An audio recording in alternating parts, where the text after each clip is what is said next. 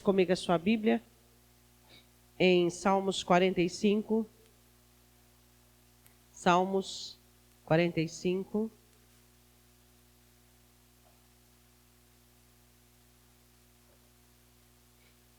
Nós vamos falar de um cântico nupcial. Um cântico que o salmista escreveu. Todos os teólogos afirmam em um só ponto que foi Davi quem escreveu. Então vamos lá. Meu coração ferve com palavras boas. Falo do que tenho feito no tocante ao rei. A minha língua é a pena de um destro escritor. Podemos assentar. Quando o salmista Davi vai escrever este cântico, ele vai escrever esse cântico sobre... É um cântico profético. Ele escreve esse cântico sobre Jesus e sobre a igreja. Então, quando ele vai escrever esse cântico, ele se sente muito inspirado. Ele se sente muito revigorado.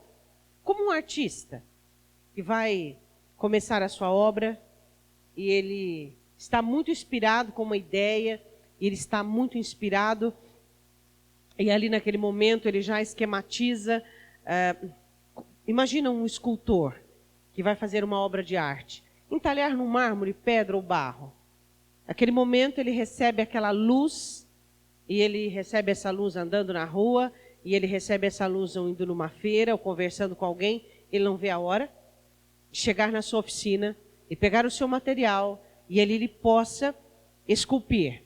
Assim como o escritor, e ele vai em algum lugar, ele tem uma ideia de um livro, ou de um capítulo, ou de uma página de um livro, e ele não vê a hora de chegar em casa, e de uma maneira muito precoce, ele faz algumas anotações na rua mesmo, para não esquecer e não perder. Ele chega em casa e pega todo o seu material, e ali ele vai fazer.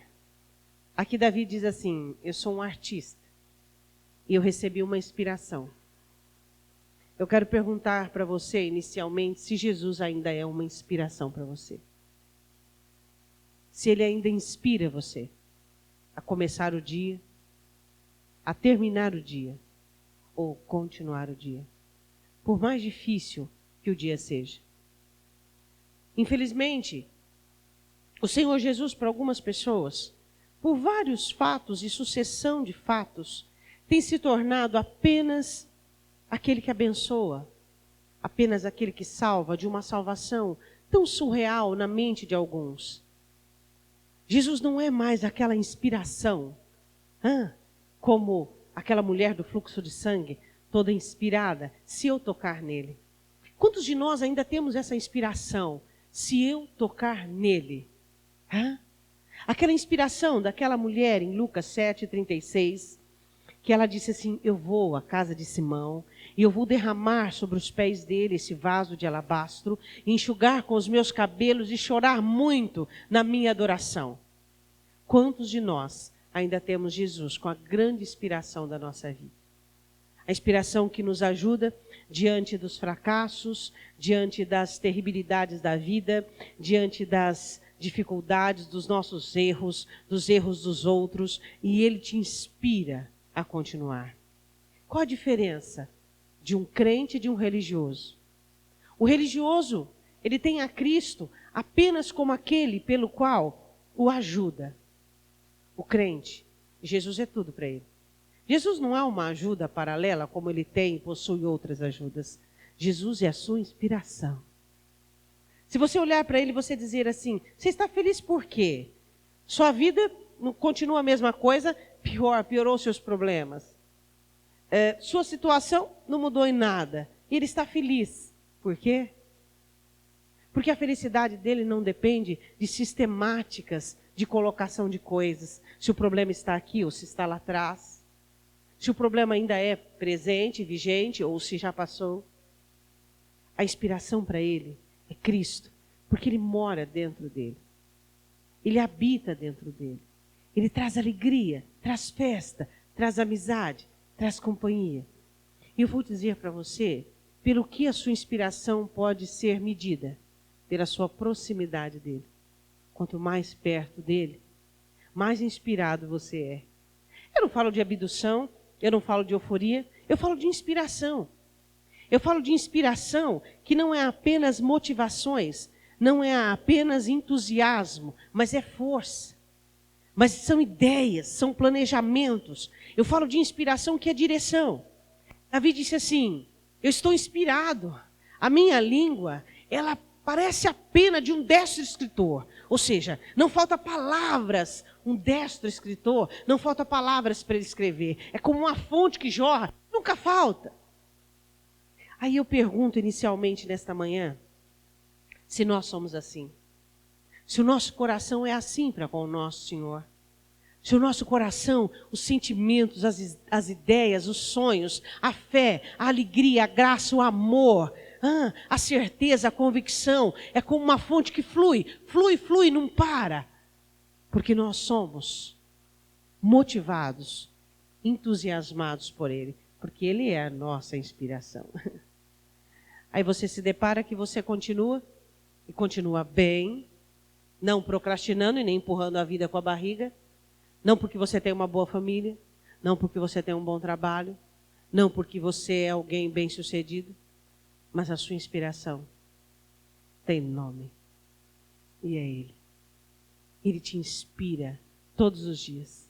Ele te inspira a matar a carne, Ele te inspira a dizer não a si mesmo. Ele te inspira e te fortalece a ir contra a realidade. Ele te inspira a mudar, mesmo em situações delicadas e difíceis, que qualquer um não pararia para mudança. Mas você é inspirado a mudar, porque você quer mudar, não porque você está interessado em algum resultado lá na frente, mas você quer mudar para agradá-lo. E para que mantenha essa inspiração, é preciso mudar.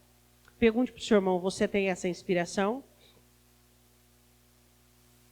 Ele disse, o meu coração ferve com palavras boas. Ferve de ideias boas, de sentimentos bons. Eu não vejo a hora de abrir a boca ou de escrever coisas boas, de fazer coisas boas. Será que nós fervilhamos assim de coisas boas? Ideias boas, sonhos bons, coisas boas com respeito aos outros e nós? Aí você pergunta o porquê você não tem tido muito do Espírito Santo. O Espírito Santo não gosta de maledicência. O Espírito Santo não gosta de rudez. O Espírito Santo não gosta de maldade. O Espírito Santo não gosta de soberba. Enfim, você sabe o que o Espírito Santo não gosta. E aí você pergunta, por que te falta inspiração? Por que te falta essa unção do Espírito que faz com que a sua vida seja diferente? O salmista Davi diz assim, o meu coração ferve. Ou seja, se eu não abrir a boca, eu vou explodir. Porque tem muita coisa boa dentro de mim. E a minha língua, ela é a pena de um destro escritor. Ela está pronta para dizer coisas dignas e maravilhosas de um rei. Para eu começar a descrição tanto do noivo quanto da noiva, eu queria perguntar, sua vida tem sido digna deste rei que te salvou? Um dos objetivos da nossa vida em Cristo e de vivermos depois de sermos batizados é que nós possamos glorificarmos, é que nós possamos fazer jus a esse sacrifício que foi feito por nós. Quantos de nós temos uma vida digna de um rei, de um senhor, à altura do qual nós temos? E aí o salmista ele começa a falar primeiro do noivo, depois da esposa. Ele diz assim, tu és formoso, mais formoso do que, assim como a sunamita dizia, né? Mais formoso do que todos os filhos dos homens. A beleza de Jesus, ela é indizível.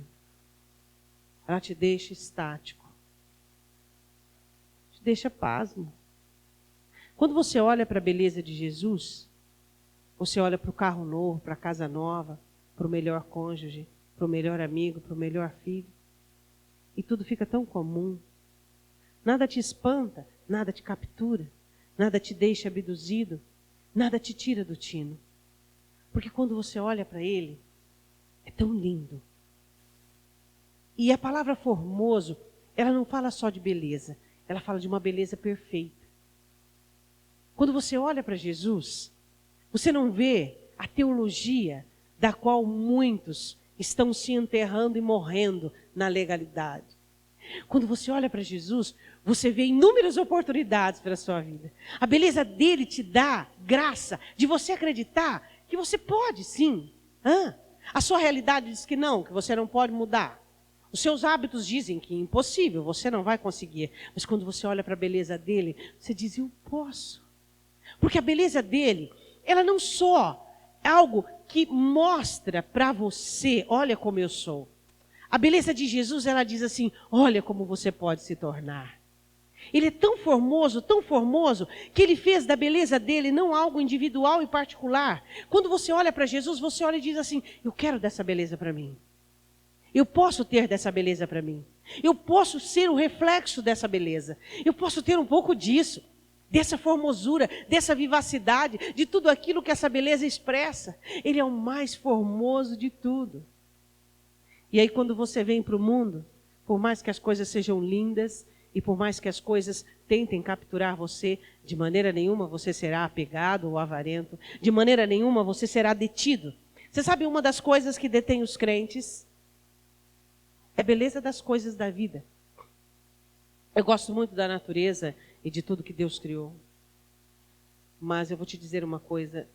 Nenhum dia que o céu esteve tão lindo, e depois que a chuva regasse as plantas e elas esboçassem aquele cheiro gostoso de erva, de planta molhada, nenhuma das manifestações da natureza conseguiu tirar de mim o frescor que o céu tem. Por mais que a terra seja linda, por mais que o céu às vezes pareça que ele pintou à mão aquele dia, por mais que tudo aquilo que ele criou é tão lindo e maravilhoso, não se compara àquilo que você consegue enxergar no escuro, no seu quarto de oração, com os olhos fechados. Você consegue ver o que nenhum sol nesta terra consegue iluminar. Porque a formosura do Senhor Jesus, ela te captura de tal maneira que ninguém consegue mais arrebatar você. Você acredita que nem mesmo os problemas te convidam a você ficar absorvido por eles. E você diz, não posso, porque ele é lindo. Porque a visão que eu tenho dele me capturou. Jesus ainda é lindo para você? Ele ainda é formoso, ele ainda é a estrela da alva, ele ainda é aquele que incendeia o seu dia, que faz o seu dia ficar magnificente. Ele diz, o rei é lindo, o rei é formoso. Que pena que para algumas pessoas Jesus ainda não conseguiu, essa pessoa não conseguiu enxergar essa beleza em Cristo, porque ele é formoso. E quando você o consegue enxergar e ver, eu vou dizer uma coisa para você. Nenhuma riqueza, nenhum ouro, nenhuma pérola, nenhum ser humano, nenhum problema ou dificuldade vai conseguir capturar você. Aí se fala do primeiro amor. O primeiro amor é assim. Você está apaixonado e você fica apaixonado e permanece apaixonado todos os dias da sua vida. Quando você fala dele, é incrível como seus olhos brilham. Você já viu uma criança falar de um brinquedo novo? Você já viu um homem falar de um carro novo? Ou uma mulher falar de uma casa ou de um móvel novo? Põe isso infinitamente mais nos olhos daquele que ama Jesus e que fala da formosura do Senhor Jesus. E que fala da beleza dele. E que fala de tudo aquilo que ele é. Ele disse assim, ele é formoso, o mais formoso dentre todos os seres humanos. Esse é Jesus. Aí ele continua a dizer assim, a graça se derramou em teus lábios. Quantas vezes você se lembra do Senhor Jesus falando sobre graça? Quando você fala da graça dos lábios de Jesus, o que te reporta? O que o Espírito Santo te faz lembrar? Sabe o que me faz lembrar? Quantas vezes ele disse, não chores? Lembra da viúva de Naim? Quando ele para o esquife onde o filho dela estava sendo enterrado, ia ser enterrado, ele olhou para ela e disse, não chores. Quando Maria estava chorando no sepulcro, mulher, por que choras? a graça dos lábios dele conseguindo interromper a tristeza de muitos. A graça nos lábios dele também o vejo dizendo a muitos sobre a verdade que existia dentro do coração de cada um deles, iluminando-os de tal maneira para que eles não fossem absorvidos pelas trevas, derretidos pelo mal.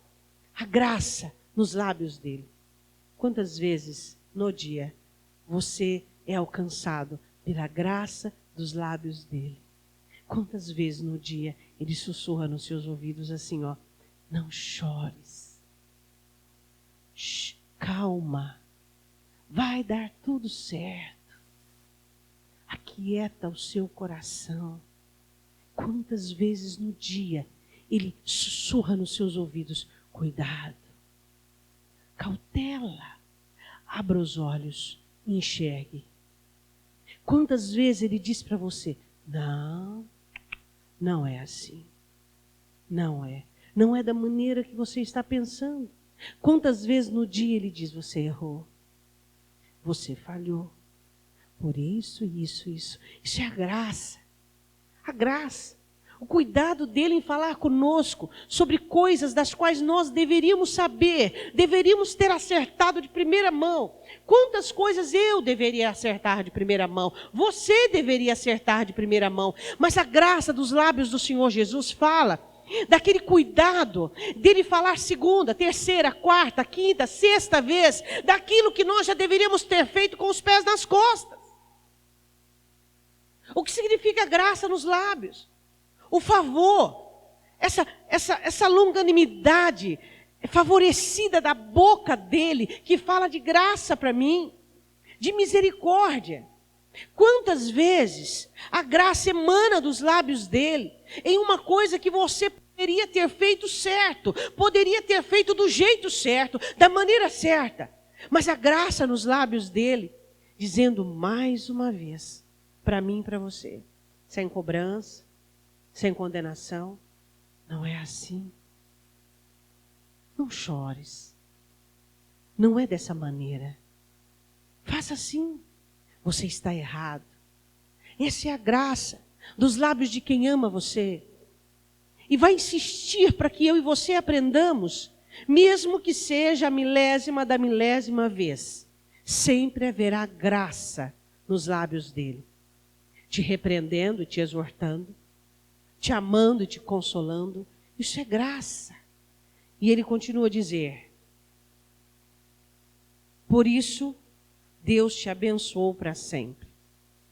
Sabe por que o salmista diz sobre a bênção de Cristo sobre o Pai para sempre? Porque Jesus disse: eis-me aqui para fazer a tua vontade.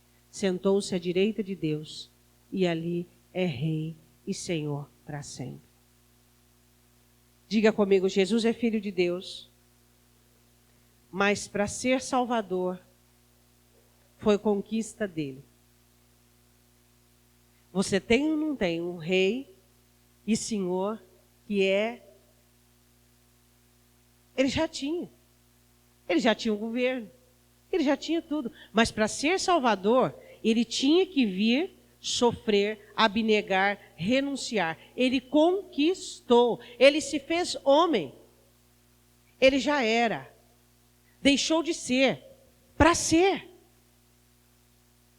Quando Deus, o Pai, abençoa Jesus e o libera para vir, essa bênção foi para sempre.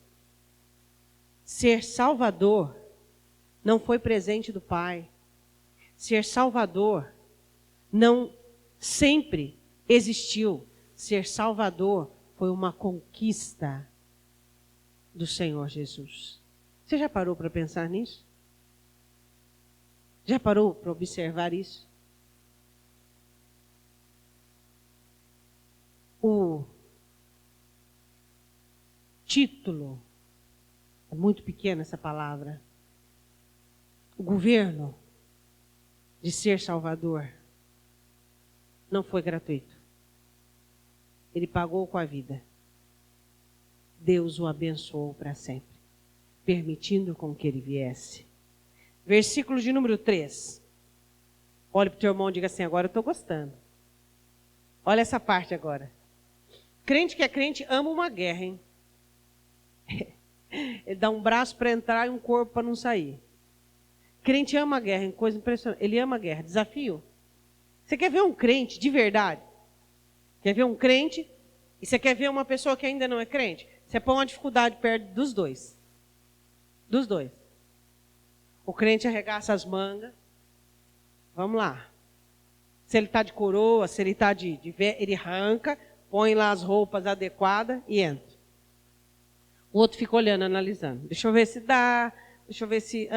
E quanto mais ele analisa, ele fala, mas escuta, por que a sua análise te leva para trás? Você já viu pessoa que analisa muito? Ele começa a analisar aqui, ele começa a dar um passo para trás. Aí fala, por que você está analisando tanto que te leva para trás? Porque a análise é assim. Toda pessoa que analisa muito, ele vai dando um passo para trás. O problema vai ficando cada vez maior. Você quer conhecer um crente, só você põe um problema perto dele. Ele entra dentro e resolve a situação. Crente não foge de situação difícil. O que é experimentado nos trabalhos não foge do trabalho. Ele entra de cabeça. Se você duvidar, ele pega até o teu. Se você é fraquinho, ele pega até o seu. Paulo diz, vocês que são fortes, carreguem os fracos. Se você duvidar, ele tira você. Você não dá conta, peraí. Sobe aqui na cacunda, eu vou te mostrar o que é enfrentar. Quantas pessoas são carregadas por crentes? Porque não dão conta dos seus problemas, e os crentes enfrentam. Você tem esse feeling guerreiro? Tem. Eu não tenho, pastora. Então você precisa amenizar melhor a sua situação de conversão. Porque a conversão, ela te dá isso. Ela te dá um feeling para a guerra. Ela te dá uma inclinação para a batalha. Você não gosta de zona de conforto, você não gosta de conforto. Conforto e descanso para você é só depois de.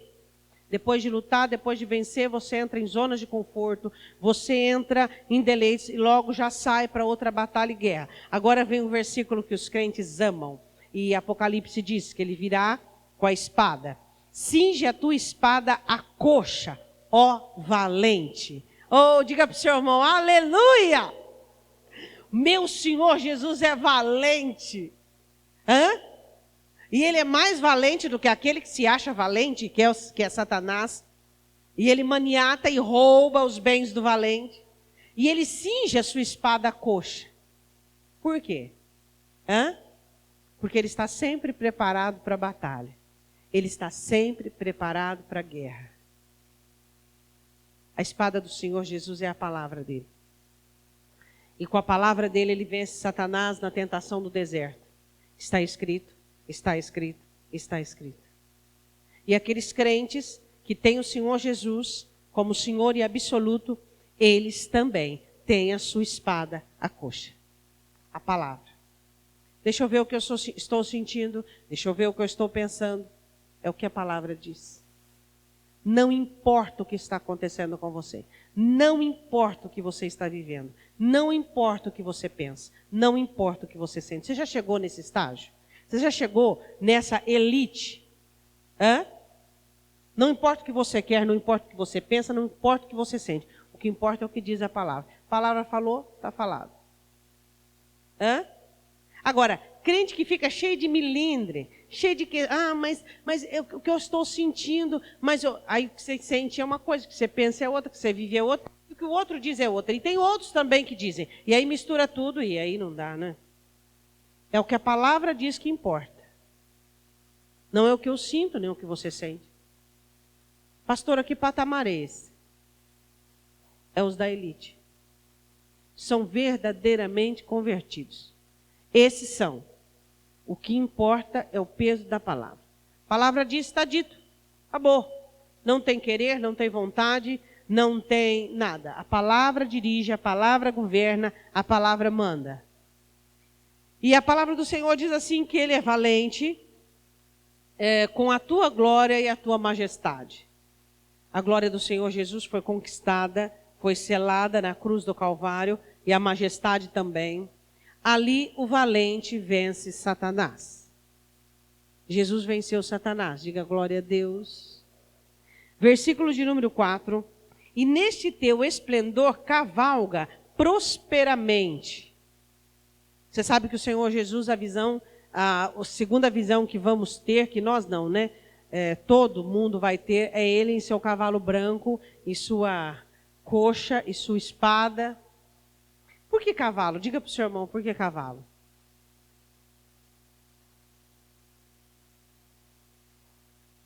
Animal de guerra. Quando Oséias tem as visões do cavalo, animal de guerra. Batalha. E ele cavalga prosperamente. Na jornada do Senhor Jesus, na nossa vida, e tudo que ele fez até hoje, não há derrota. Não há derrota. Não existe derrota para Deus, para Cristo ou para o Espírito Santo. Existe derrota humana. É isso que você tem que entender. Quando uma pessoa desvia-se, apostata, o céu não perde, nunca. Quem perde é o ser humano. O céu não conhece derrota. Jesus não conhece derrota. A cavalgada dele é próspera, é abençoada. Aí ele continua dizendo assim, versículo 4. E neste teu esplendor cavalga prosperamente, por causa do quê? A cavalgada do Senhor Jesus, a jornada, a batalha, é para trazer mansidão, justiça e verdade, mansidão e justiça. Vamos analisar? Verdade, mansidão e justiça. Olha para o seu irmão e diga assim, quando você está atribulado e perturbado, encontre a verdade, que a perturbação vai embora. A missão do Senhor Jesus e a jornada dele, a cavalgada dele, a arte belicosa dele é fazer com que a verdade traga mansidão e a mansidão traga justiça. Esse é o projeto do Senhor. Verdade, você ama a verdade? De 0 a 10, diga para o seu irmão o quanto você ama a verdade. De 0 a 10, diga para ele. O quanto você ama a verdade. 10, pastora. Quem é 10, caça a verdade. Quando Deus repreende ele, ele não fica jururu. Tipo, ai, Deus me ama, Deus não gosta de mim. Deus... Não, ele diz, opa, verdade chegando, aleluia, glória a Deus. O Senhor me repreendeu, me disse a verdade. Ele não fica jururu? Não, ele ama a verdade.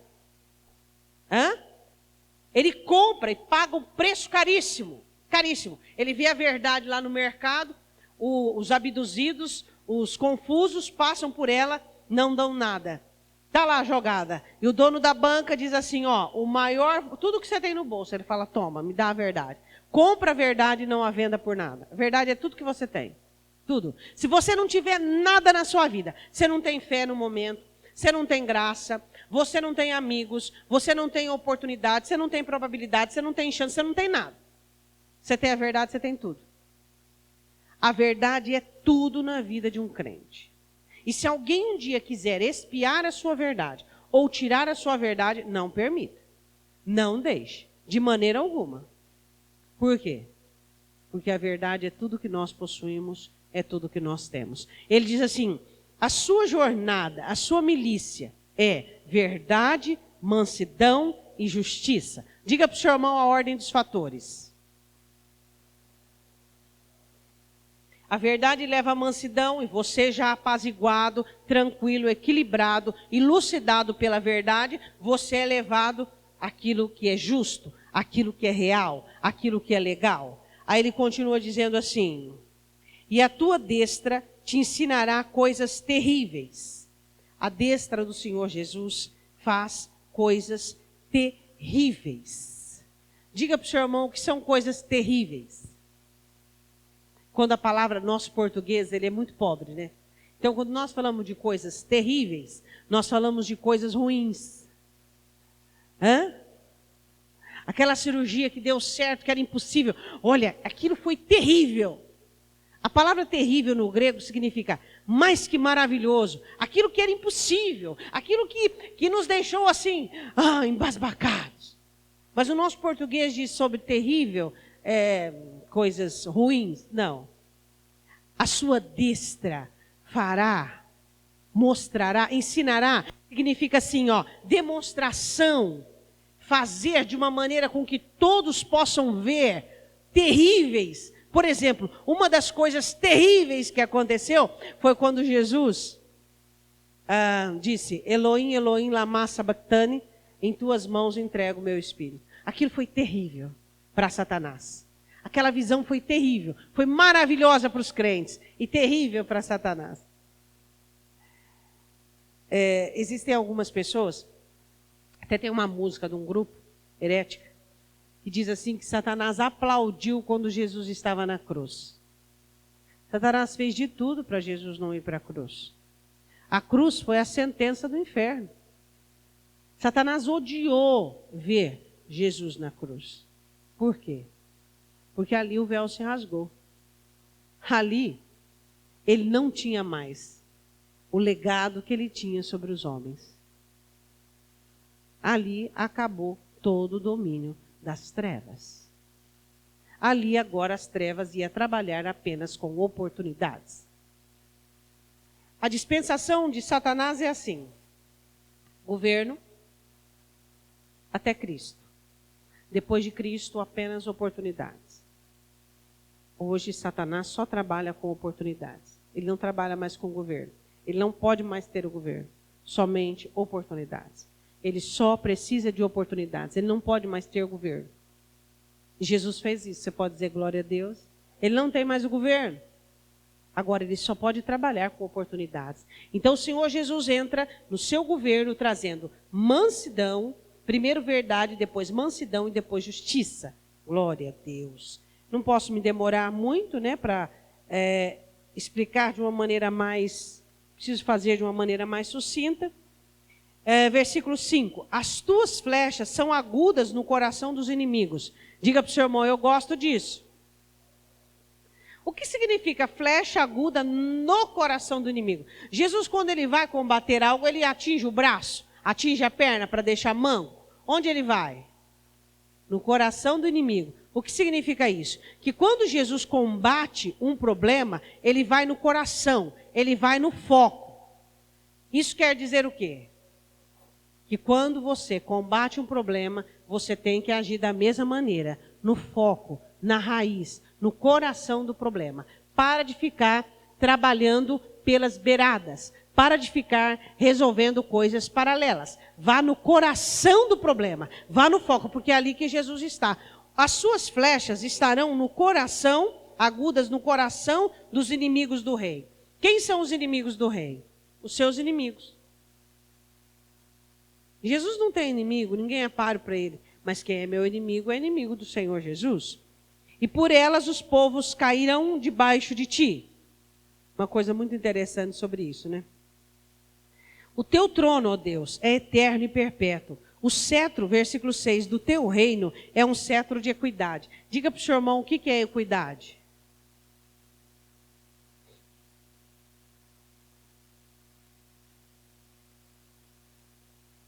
O cetro do Senhor faz justiça igual para todos. Todos nós somos iguais diante dele. Isso é bom ou não é?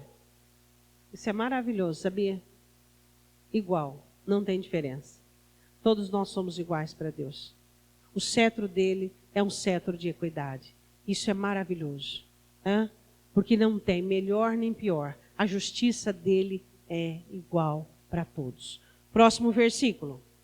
7. Tu amas a justiça. E você? Quem não é comigo? Você também ama a justiça? Mesmo que dói seu coração, você tem que fazer uma coisa, você faz. Aquilo que é certo, aquilo que é correto, aquilo que ele dá direção. Diga assim, muitos sofrimentos na minha vida deriva da falta do amor pela justiça. A justiça é algo tão interessante que ela é mais forte do que a compaixão. Ela é mais forte do que o apego. Não estou falando de misericórdia justa. Estou falando desses elos nocivos que as pessoas têm. Por exemplo, elas têm que fazer algo com respeito ao casamento, com respeito ao filho, com respeito no trabalho, mas elas não conseguem ser injustas porque elas são vendidas por causa de um sentimento. Tu amas a justiça e odeias a impiedade. Você odeia a impiedade, odeia o pecado? Odeia? Vamos falar de pecado. Eu odeio a prostituição, pastora, eu odeio a cobiça, eu odeio a idolatria, eu odeio a maledicência, eu odeio a murmuração, eu odeio a ira, o comportamento vil, a indolência, a preguiça, a negligência, todas elas são obras da carne. Odiar a impiedade. Por isso Deus, o teu Deus, te ungiu com óleo de alegria. Diga para o seu irmão sobre o que o salmista estava dizendo da unção do Senhor Jesus aqui. Óleo de alegria. Em Hebreus capítulo 1, a palavra do Senhor fala sobre isso, sobre anjos e Jesus. Pela forma humana, ser humano, ele foi menor do que os anjos. Por um período de tempo. Mas o Senhor teu Deus ungiu com óleo de alegria. O que significa óleo de alegria? O Espírito. Porque o Senhor me ungiu. Diz Isaías 61, falando do Senhor Jesus. Sabe o que significa o óleo de alegria? O Espírito Santo. Significa que Jesus fez tudo o que fez. Tudo o que fez. Com alegria. Ele viveu todos os momentos dele com alegria. Mas você não vê na Bíblia Jesus dando gargalhada, você não vê na Bíblia Jesus com chocarrices, você não vê na Bíblia Jesus com irresponsabilidade, não. A conotação alegria para nós, latinos, é uma coisa absurda, nojenta. O sinônimo de alegria para nós, sabe o que é? Irresponsabilidade, irreverência, indolência, chocarrice, tiração de sarro nos outros, conversa frívola. Isso é ridículo. Sinônimo de alegria para nós é isso. Sendo que a alegria é virtude do Espírito. Sendo que a alegria, sinônimo de alegria é força. Alegria é estabilidade emocional quando a sua alma está subordinada ao Espírito. Isso é alegria. Onde emoções ruins não conseguem entrar, não conseguem argumentar diante da sua situação. Alegria não é sorrir. Não. Quem disse que a alegria é sorrir? O sorriso é uma das manifestações da alegria. Mas pessoas podem sorrir porque é músculo. Sem sentir alegria, podem ou não podem? Podem. E por que hoje a maioria dos sorrisos não são vertentes da alegria? Por quê? Porque nós criamos uma sistemática de relacionamento hipócrita. Você sorri sem sentir alegria. Você quer analisar se um sorriso é verdadeiro? Você olha os olhos. Se você na sua ótica conseguir separar o olhar disso aqui, você consegue ver. Olha aqui, ó. Eu vou sorrir só com os lábios. Eu não estou sorrindo com os olhos. Se você conseguir fazer essa logística, você consegue perceber se a pessoa está sorrindo por simpatia ou se realmente ela está tendo alegria. Quando você sorri e o sorriso vem da alegria, os olhos sorriem também. Quando um sorriso é só por simpatia, os olhos não sorriem. Agora, por que o sorriso tem que ser, sendo que é apenas um dos, sinônimo de alegria? O sorriso é uma das manifestações de alegria. Por quê? A verdadeira manifestação da alegria é a força. Pessoas alegres são fortes. Você pode sorrir. Aquela pessoa é tão alegre. Por que ela é alegre? Porque ela ri demais? Ela pode ser desequilibrada. Pessoas desequilibradas riem demais. Quando você conversa com alguém que sorri demais, ela está ou é desequilibrada ou está em desequilíbrio. Por quê? Porque ela está querendo esconder alguma coisa que ela está sentindo. Ela tem necessidade de esboçar, que você interprete ela como feliz, para que você não enxergue realmente o que ela está vivendo. Agora, o que nós precisamos entender é que, o que diz? Ele foi ungido com óleo de alegria. Por quê? Porque foi forte. Por quê? Você consegue ver o óleo de alegria em Jesus, quando ele chega no templo e ele destrói todas as bancas dos cambistas? Você consegue ver o óleo de alegria dele ali? Eu consigo. A alegria dele em limpar o templo. Por que não é alegria? Só porque ele não estava numa festa? Só porque ele não estava nas bodas de Caná? Então, nas bodas de Caná, você consegue vê-lo, alegria. E limpando o templo, você não consegue ver. Hã? Ali no templo, limpando e arrancando os cambistas, dizendo a minha casa é a casa de oração, ali estava também o óleo de alegria, onde ele fazia o que era certo. Desmistifique a alegria com gargalhada. Desmistifique a alegria com sorriso. Essa é uma interpretação chula, banal, que nós damos à alegria. Alegria é força. Alegria é determinação. Alegria é virtude do Espírito. Amor, gozo, paz. Gozo. Alegria é virtude do Espírito Santo. Olhe para o seu irmão e diga, você é alegre? Hã? Versículo 8. Todas as tuas vestes cheiram a mirra, aloés e acácia, desde os palácios de marfim de onde se alegram. Sabe o que cheira as roupas do Senhor Jesus? Hã? Em Êxodo 30 fala sobre o óleo da unção. Mirra, acácia e aloés. A unção que Deus queria para ele. Agora nós vamos falar da noiva. Olhe para o seu irmão e diga, que legal. Aqui é tudo o que Jesus é. Um pouco da expressão. Agora vamos ver, a noiva foi salva para ser como? Você vai ficar triste ou feliz depois dessa explanação? Depende. Nós vamos ver a noiva, como a noiva tem que ser. Versículo 9. As filhas do rei estavam entre as tuas ilustres mulheres. À tua direita estava a rainha ornada de finíssimo ouro de Ofir. Quando Jesus diz à igreja, de Laodiceia, aconselho-te que de mim compre ouro provado no fogo. Do que Jesus estava dizendo? Ouro provado no fogo. Virtudes. Ouro provado no fogo são as suas experiências que você teve com respeito à sua fé e foi aprovado. E isso são virtudes que você conquistou. Uma coisa é você querer que uma pessoa seja paciente, porque você quer ensiná-la a ser paciente. Outra coisa, ela conquistou a paciência. Hã? Uma coisa é você querer ensinar uma pessoa a sabedoria. Outra coisa é a conquista da sabedoria. Ela não possui algo porque recebeu de alguém. Ela possui porque conquistou. Isso é o ouro de Ofir, o ouro mais caro e mais raro que existia. Hã? Ele começa a falar aqui, da riqueza da rainha. Ele diz assim, as filhas do rei estavam entre as tuas ilustres mulheres, à tua direita estava a rainha, ornada de finíssimo ouro de Ofir. A rainha, a igreja, diante de todos os anjos, diante de todos os patriarcas, no reino dos céus, será ornamentada de ouro de Ofir. A riqueza dos santos. O que é a riqueza da igreja? O que é o ouro da igreja? As virtudes conquistadas.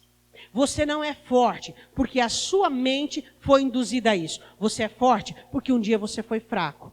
E você aprendeu a vencer. E você esforçou-se. E hoje você é fraco.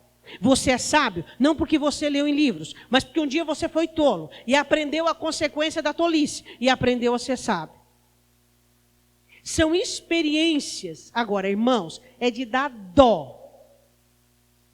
Pessoas que quando cometem erros, jogam debaixo do tapete. Não, isso é uma judiação. Você cometeu um erro e você fingir que não aconteceu nada. Tipo, tá tudo bem. Olha para o seu irmão e diga, isso é uma questão de caráter. Uma questão de caráter. Por isso que Jesus, explanando o cristianismo, ele diz, não são todas as pessoas que vão conseguir. Porque o cristianismo, ele é muito severo, ele é muito rude nas situações. Isso é uma questão de caráter. Pessoas que cometem falhas e fingem, finge que está tudo bem. E o outro do lado de lá também tem culpa, porque aceita as desculpas do ha-ha-ha. Não, está tudo bem nada. Peraí, não vem com esse ha-ha-ha pro meu lado, não. Peraí, vamos acertar as coisas, vamos conversar, vamos dialogar, vamos falar. Vamos remover o assunto mais uma vez, que a coisa não está resolvida. Resolveu? Morreu. Mas não resolveu? Não aceite ha-ha-ha. Ele diz assim, a rainha, ela sobressai dentre de todas as filhas do rei. Aqui ele faz uma comparação da igreja, de tudo aquilo que vai haver no céu. A igreja será ilustre no céu. Por quê? Mais que os patriarcas, mais que os anjos, mais que tudo. Porque ela é a conquista do Cordeiro. Então ela tem que ser a mais ilustre. Ela é toda ornamentada de ouro de Ofir. Por quê? Porque são as virtudes da igreja. Porque a igreja, ela vai lutar e batalhar para ser igreja. As nossas virtudes não são herdadas. As nossas virtudes não são ganhas nos bancos da igreja. As nossas virtudes não são herdadas de você recebe de mim ou do seu pai. Não. As nossas virtudes são conquistadas nos desertos, nos vales, nas situações difíceis. Por isso que ninguém tira. Qual é a fé que ninguém tira de um crente? Aquela que ele conquistou. Ele já foi incrédulo, já foi tímido, mas ele aprendeu a ter fé. Ninguém tira dele. Qual a santidade que nenhum pecado tira de crente? Qual a santidade que nenhuma cobiça tira de crente? Aquela que ele conquistou. Aquela que ele galgou. Ele lutou para ter. Ele abnegou, renunciou, cumpriu todas as ordenanças da chegada. Abnegação, levou a cruz. Aprendeu a tomar jugo? Aprendeu.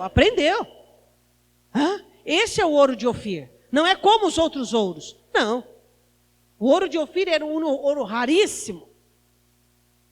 Não tinha igual. A rainha é ornada de ouro de Ofir, que é a justiça dos santos. Diferente de tudo. Primeira característica da igreja. Segunda característica da igreja, versículo 10. Olha para o seu irmão e diga assim, essa é difícil. Essa aqui, poucos crentes conseguem ser aprovados. Mas agora nós vamos analisar todas as situações que levam você a ter o ouro de Ofir. Primeiro, você ama seu filho? Sua filha? Seu cônjuge? Seu pai? Sua mãe? Olha para o seu irmão e diga, esquece.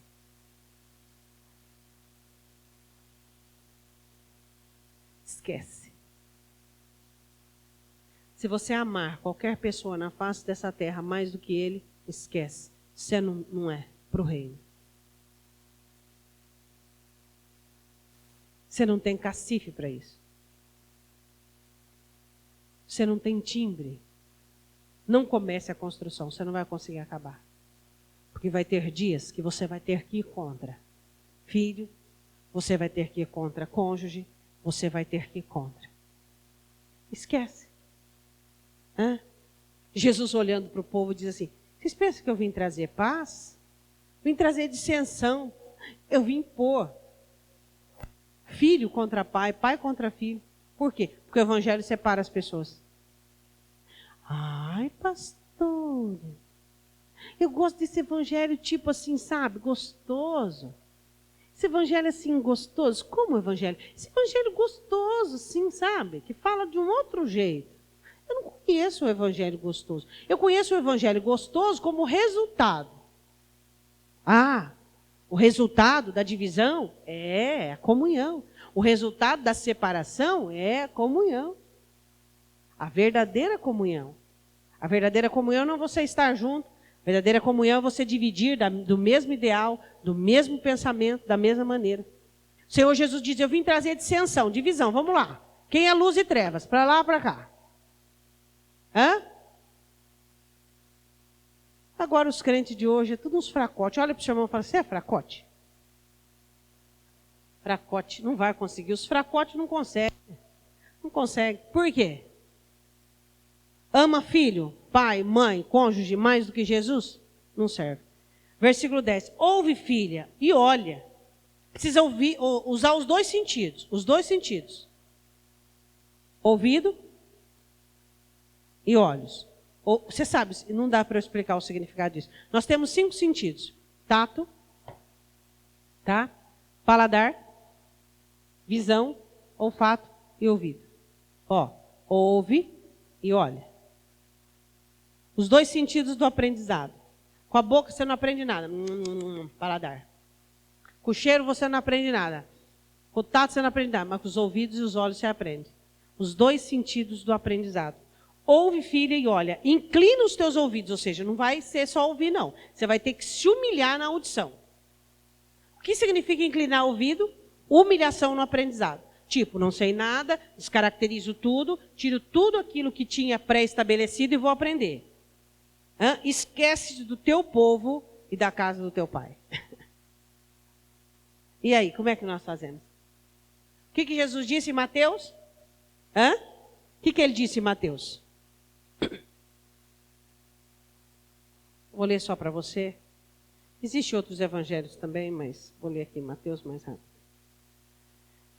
Quem ama o pai, todos nós, mãe, mais do que a mim, não é digno de mim. Quem ama o filho também, Mateus 10:37. Ou a filha, mais do que a mim, não é digno de mim.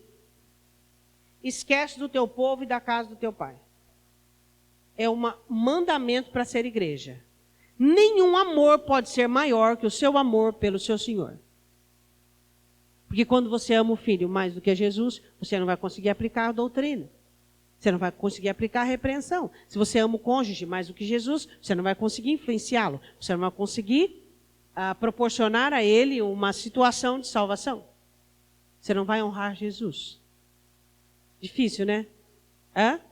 Difícil? Por isso que eu gosto muito de criança. Vou dizer uma coisa para você.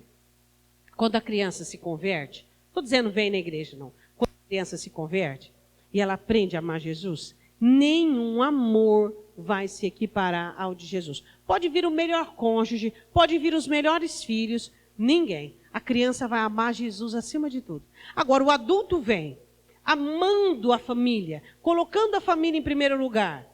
Para descaracterizar isso, em alguns é meio complicado. Sabia?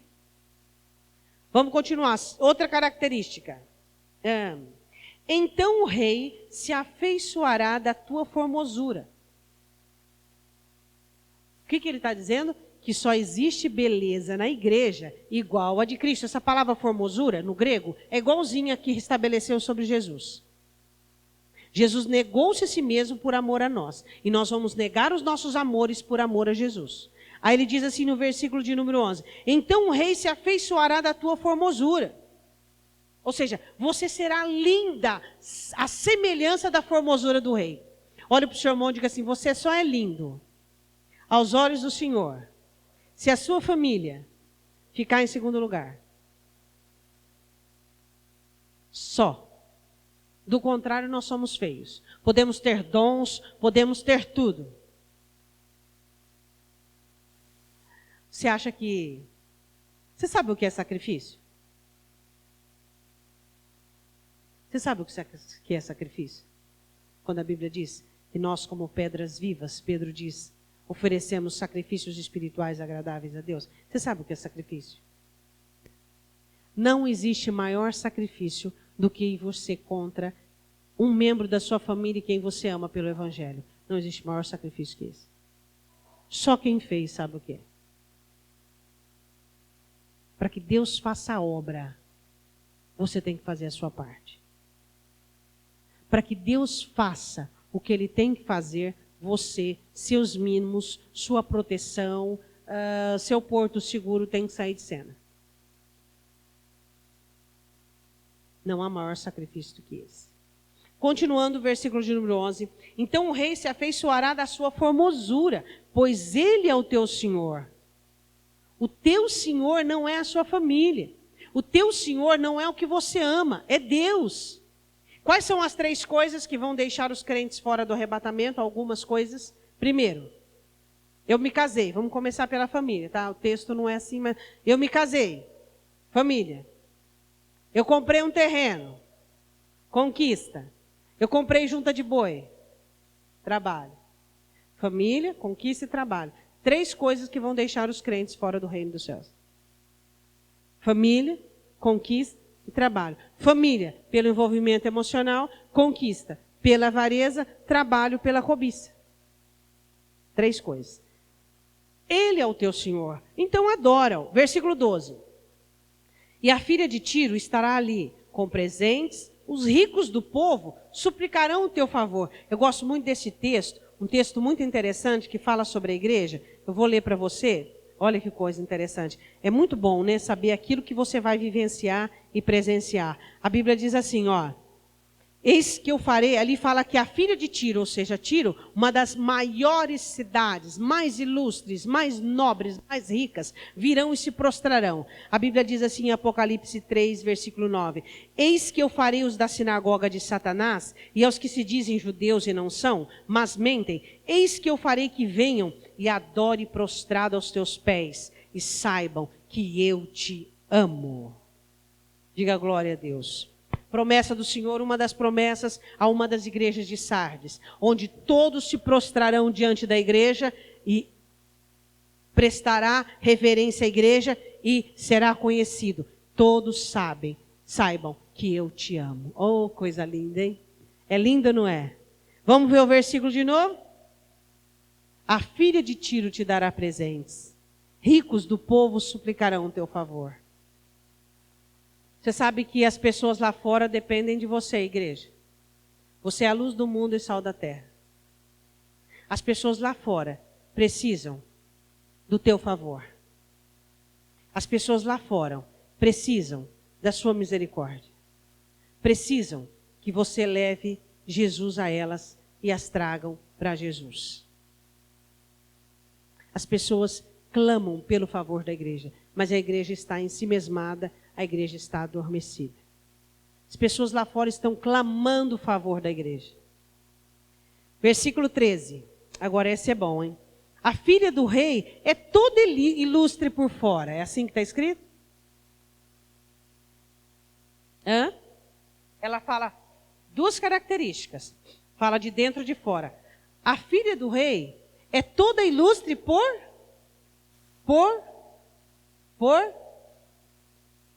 dentro.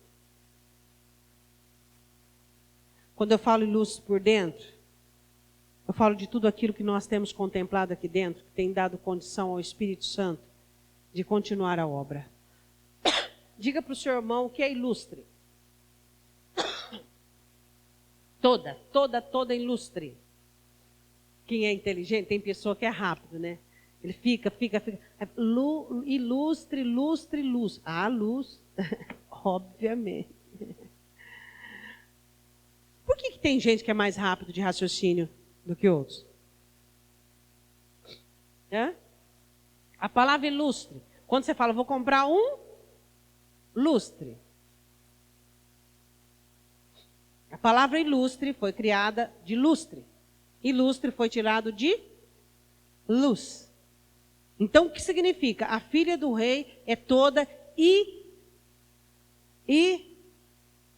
iluminada por... Fala para o seu irmão uma passagem que você falaria sobre a filha do rei ilustre. Fala aí para o seu irmão, ilustre. Ilustre. Qual é a passagem? Se você estivesse falando, pregando para alguém, ou comentando esse texto, o que você diria sobre ilustre?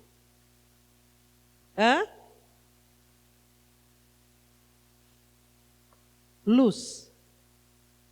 Diga assim, não existe luz maior que aquela que você se enxerga. A filha do rei é toda ilustre por dentro, ela é toda iluminada, ela se enxerga.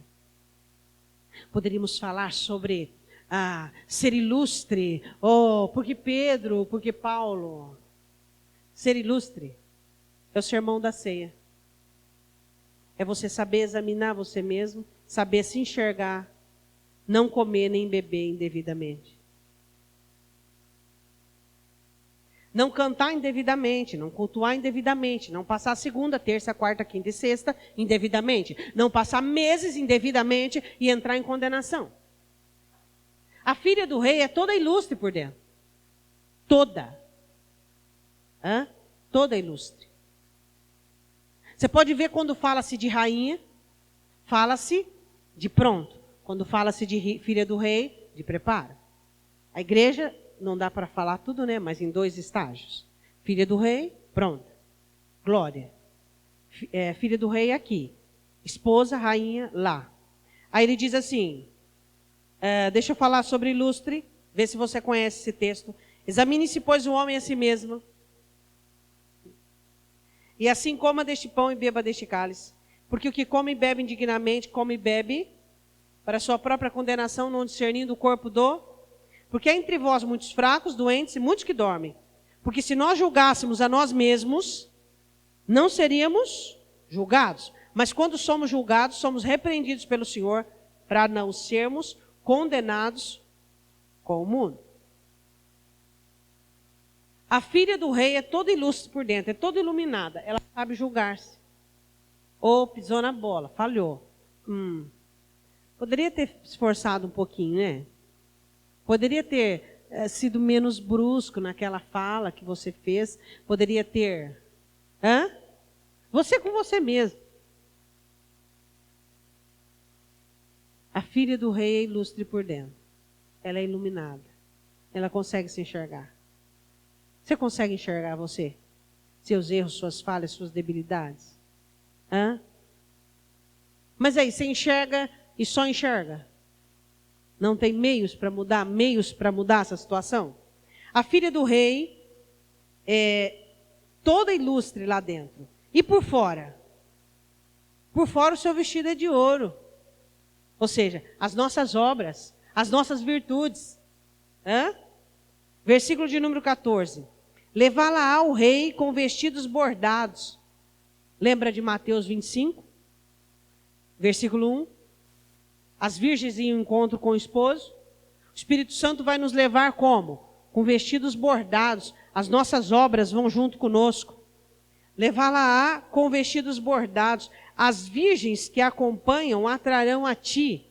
Uma característica da igreja. Versículo 15. Com alegria e regozijo as trarão, e elas entrarão no palácio do rei. Vai chegar logo, logo, amém? Pergunta para o seu irmão, você está esperando o arrebatamento? Se você não passou nos testes aqui agora, não tem como esperar, né? Ama a família, ama a vida, se embaraça com tudo, né? Um embaraço só, cheio de nó. Tem gente que ele vive trazendo nó para Jesus desamarrar. Acho que o certo ele ia ser assim, como é que chama aquela santa do desata-nó? É melhor ir para aquelas bandas de lá dos desata-nó, né? Que gente, que isso? Está na hora de ter uma corrida. Na hora de ter uma jornada. Está na hora de ter um caminho plano. A Bíblia diz que o Senhor fez um caminho plano. No nosso encontro com Cristo, a nossa jornada ela é maravilhosa. Você viu uma explanação sobre o cordeiro, uma explanação sobre a noiva. O cordeiro, ok. Mas sobre a noiva nós estamos muito aquém. Muito aquém. Aí ele diz assim, versículo 16. Agora vem outra paulada. Em lugar de teus pais estarão teus filhos. Deles farás príncipes sobre toda a terra.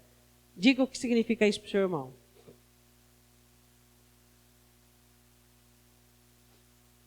Falou para abandonar o amor do pai. Lembra lá em cima? Pai, mãe, filho, filha, enfim. Agora, em lugar dos teus pais estarão teus filhos. O que fala esse texto? O que você vai gerar no Evangelho? Aquilo que você deixou, você vai se tornar um genitor de pessoas. Eu quero dizer uma coisa para você. Aqui ele está falando já do céu. Ele está falando sobre galardão, sobre coroa, sobre a recompensa do Senhor Jesus. Eu vou contar um segredo para você. No céu, só existe um tipo de valor monetário, vamos dizer assim, de valor. Qual é? Pessoas. O céu só identifica um valor, pessoas. Nós somos gerados para ganhar pessoas, para ajudar pessoas, para salvar pessoas, para edificar pessoas. A igreja tem que gerar filhos. Você tem que gerar discípulo. Você tem que ganhar pessoas. Só existe galardão para quem funciona com pessoas. Existem pessoas que ele começa a ter um cargo na igreja, crente, e ele começa a humilhar pessoas. Só existe no céu um valor. O valor do céu é pessoas. Só existirá recompensa no céu para pessoas que são pessoas para as pessoas. Olha que coisa complexa. Pessoas. Olha lá. Em lugar de teus pais estarão teus filhos. Quer dizer, chegou na hora de você gerar. E deles você faz príncipes sobre a terra. E deles você faz pessoas sobre a terra. Você discipula. Você ganha pessoas para Jesus. Quem ganhou alguém para Jesus esse ano? Levanta a mão.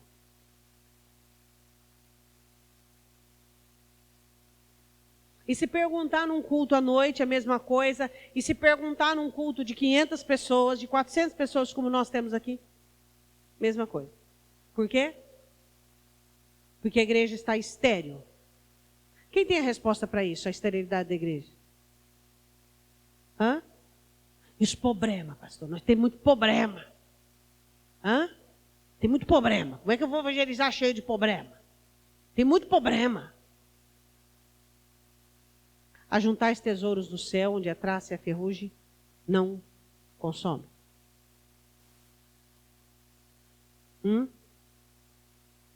Pastora, mas nós estamos vivendo o fim dos tempos. Verdade. É o fim dos tempos. Mas eu não posso incorrer em algumas maldições proféticas que estão estabelecidas para o fim dos tempos. Corrieis bem. O que vos impedistes de correr? Você tem falado de Jesus para alguém? Eu não digo só falar com a boca, viu? A gente fala muito mais com a vida. O crente fala muito com a vida e não com a boca. Hoje o evangelho está, de uma maneira, foi levado a uma vileza muito baixa. E hoje você, para mostrar o verdadeiro evangelho, você tem que viver primeiro para depois falar. Você tem falado de Jesus com a sua vida, com a sua maneira de viver, com a sua maneira de existir, com a sua fidelidade, sua prudência, seu caráter.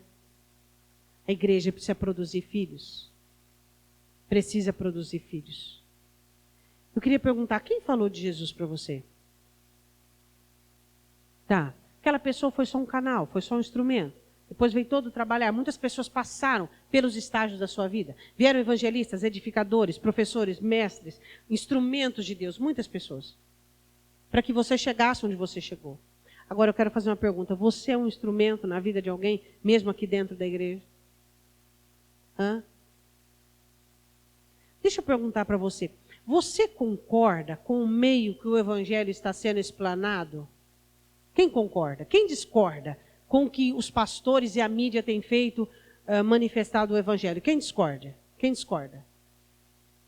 Maneira vulgar que eles estão proclamando o evangelho. Quem discorda, levanta a mão. Todos nós. Agora, quem está fazendo alguma coisa contra? Levanta a mão.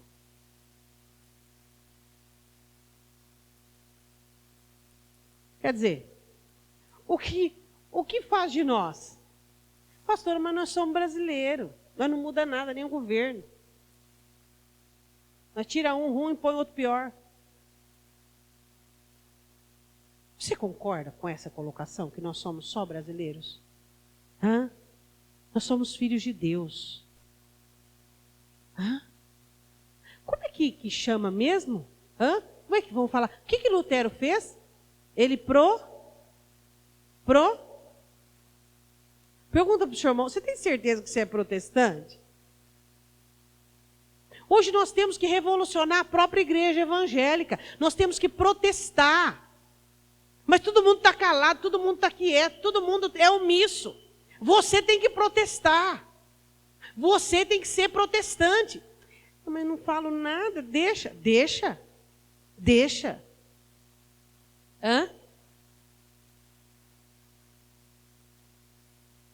Você precisaria estar lendo alguns livros, ou mesmo esse livro aqui, de homens que protestaram E muitos pagaram com a própria vida. Não é o seu caso, você não vai pagar com a sua vida. Você vai só gerar alguns inimigos. Mas e daí?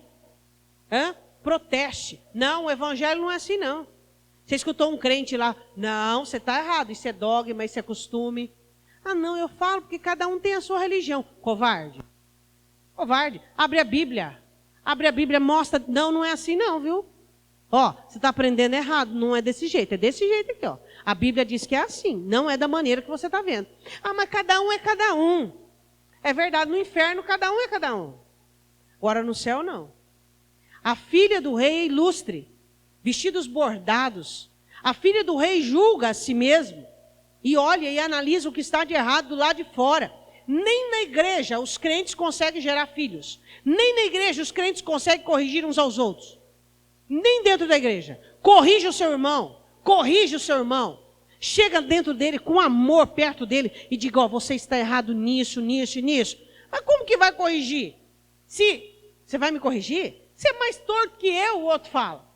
E na verdade, às vezes é mesmo. Você é mais torto que eu, você vem me corrigir? Por quê? Para que nós possamos corrigir o irmão, nós temos que ter uma idoneidade correta. E aí? Quer dizer que nós não concordamos com a banalidade do evangelho, não concordamos com essa situação que está, mas não fazemos nada.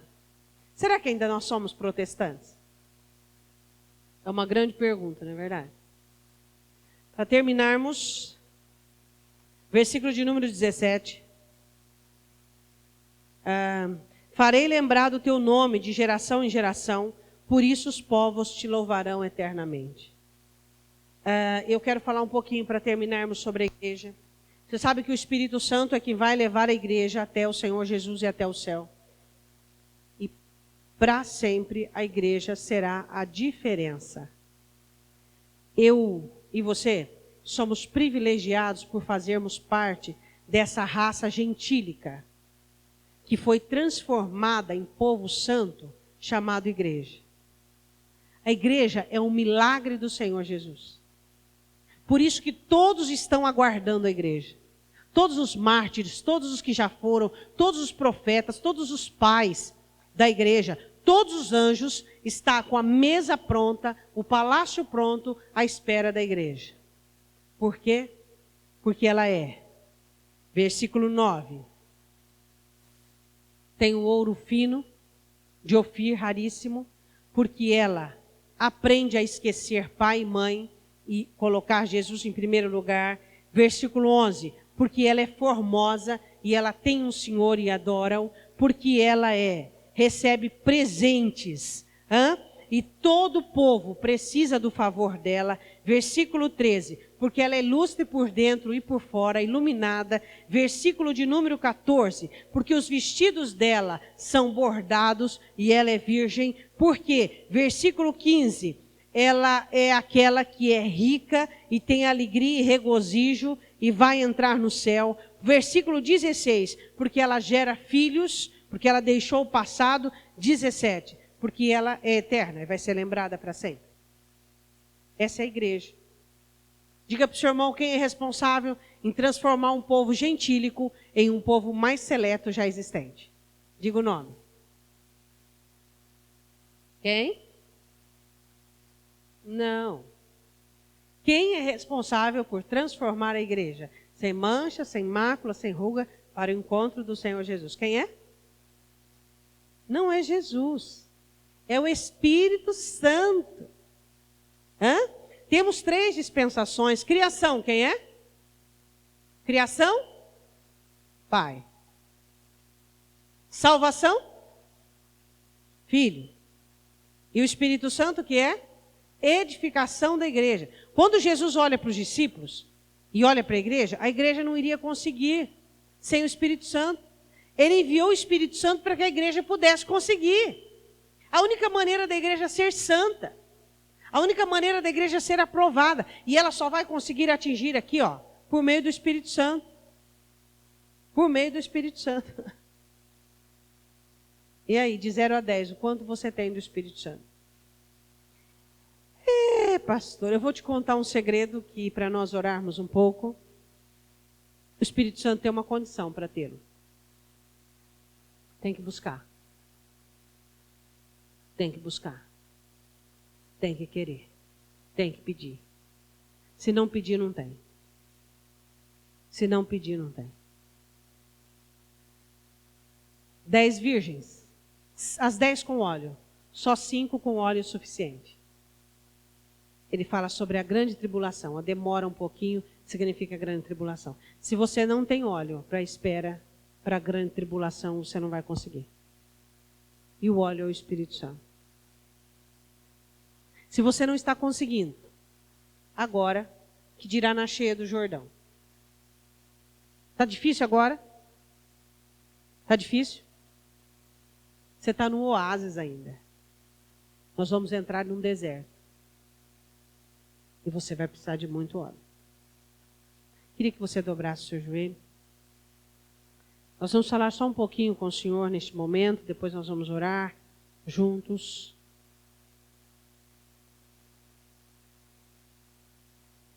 A igreja é iluminada. Ela se enxerga. A visão mais importante que nós temos que ter na vida é de nós mesmos. Essa é a visão mais importante que temos que ter.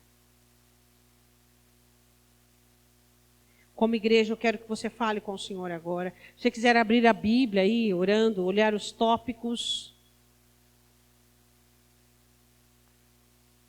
O Espírito Santo quer transformar a igreja em uma igreja aos moldes determinados pela Escritura. Nós estamos muito aquém. Porque nós estamos conformados e contentes com o nosso clubinho social. Temos o nosso lugarzinho, cantamos, temos os nossos grupos, os nossos PGs, a nossa comunhão. E temos nos esquecido. E temos que buscar mudança todos os dias. Você acha que Deus está contente com você? Você acha que Deus está contente comigo? Eu falo de contentamento tipo, tá tudo bem, filho, não precisa mais. Se Deus não está contente conosco, por que nós deveríamos estar? Por que nós temos parado de melhorar, parado de crescer, parado de buscar? Que o céu possa receber orações que venham trazer festa. Porque a Bíblia diz que a oração do pecador traz festa no céu. E o que você acha que acontece no céu? A oração dos crentes que clamam. E quando os anjos recebem a presença do Espírito Santo ali intercedendo por aqueles que querem mais, por aqueles que querem buscar, o que você acha que acontece quando chega no céu a oração daquele crente que diz: Deus, me dê mais do Espírito, me dê mais do Espírito, me dê mais do Espírito? O que você acha que acontece no céu? Hein? Será que você não percebe que as dificuldades da sua vida não é para te barrar, te parar? É um treinamento para você. É um treinamento para você. É um treinamento para você.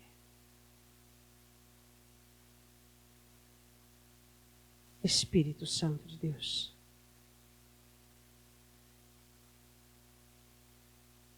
Nós precisamos de Ti. Pai, dai-nos mais do Teu Espírito. Nós estamos muito aquém daquilo que deveríamos estar. Isso nos constrange, nos leva às lágrimas. Nos leva a ficarmos compungidos. Deus, ajuda-nos. Deus nos ajude. Deus. Sabemos que a igreja teve tempos de muito mais força, muito mais unção. Sabemos que estamos vivendo dias últimos na terra. Ah, Deus.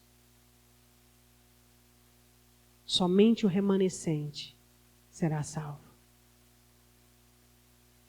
Oh Deus, não nos deixe nos perder pelos cargos, pela riqueza, pelos dons, como a igreja de Laodiceia. O que vai valer no final de tudo foi o nada. O que vai valer no final de tudo é o nada. É o nada em que nós olhamos e vimos o quanto não somos nada sem Ti. O quanto precisamos de Ti, Deus. O quanto dependemos de Ti. Desta manhã nós nos envergonhamos e nos compungimos, Senhor. Porque somos equivocados. Quantas mentiras existem em nós. Quantos enganos existem em nós. Somos fabricantes de enganos, Senhor.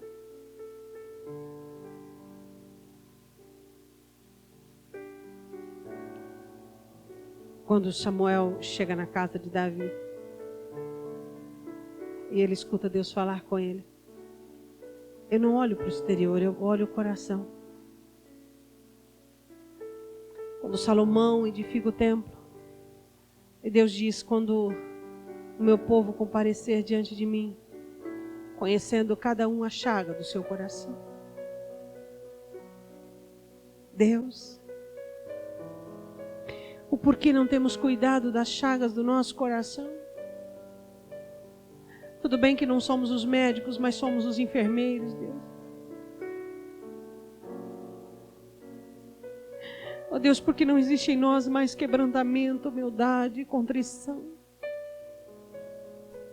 A filha do rei é toda ilustre por dentro, toda iluminada.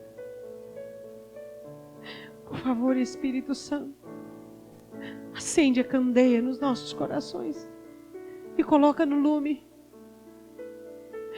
Oh Deus, coloca bem alto, para que nós possamos enxergar tudo o que tem passado da nossa vista. As nossas virtudes, as nossas idolatrias, Deus. Quanta idolatria existe na sua igreja. Quanto apego, quanta avareza. Deus, será que nós não temos aprendido a odiar essa vida, Senhor? Será que é tão difícil odiar essa vida? Para que possamos de verdade achá-la. Será que nem perto de Ti nos conseguimos despir, Senhor? Quem de nós, Deus, quem de nós? Quem de nós aliançou-se com o Teu Espírito? Dizendo, chega de capa, chega de performance, apenas as vestes do Teu Espírito. Deus, não somos nada, não podemos nada. Oh Deus, será que é tão difícil entendermos que esvaziar de nós é a única forma de nos encher de Ti? Queremos tanto Teu Espírito, tanto, mais e mais, mas como? Se estamos cheios de nós mesmos. Que pecado, Deus. Estamos cheios das nossas interpretações. Interpretamos a vida, interpretamos quem somos à luz da nossa ótica, do nosso preconceito. Perdoa-nos, Deus. Perdoa-nos por não enxergarmos a verdade que existe em nós. A verdade que traz a paz, o equilíbrio. O porquê tanta perturbação no meio dos Teus filhos, tanta ansiedade? Porque a verdade não tem tido lugar, Senhor. E o porquê a justiça não tem sido feita? Porque não há mansidão. Oh Deus, Dai-nos a verdade a custo do nosso conforto. Dai-nos a verdade a custo das nossas interpretações tão frívolas e vulgares, corruptas. Dai-nos a verdade sobre nós mesmos, Deus. Espírito Santo de Deus, nos ajude, nos ilumine, para que em nós exista o cheiro que tu buscas, o perfume que tu queres, que é o da humilhação, Senhor. Oh Deus, oh Deus, perdoa-nos, Senhor,